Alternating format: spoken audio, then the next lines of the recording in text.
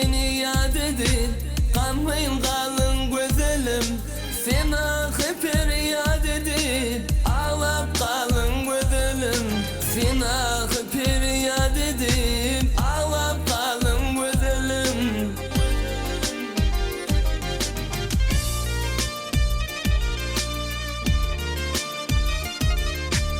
İnsan kıyadın katın, okudum kalmayın batın.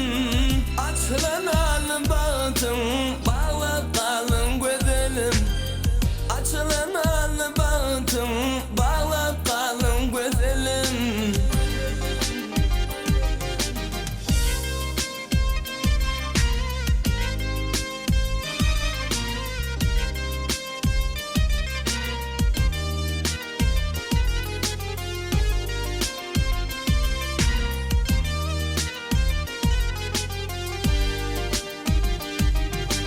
Düşman daşın alımı, yaminin gönlüm kalımı.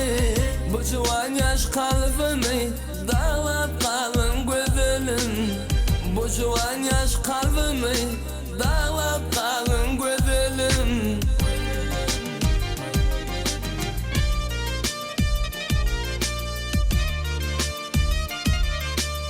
Hat yazıpsın el bilin, söz veripsin dil bilin. Levimdeki bal bilin, ağlap kalın güzelim.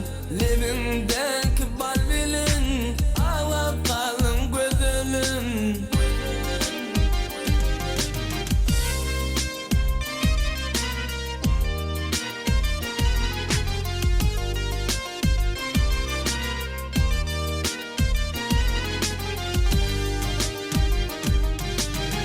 Atınıp kadın kırdı, sen beni koydun derde.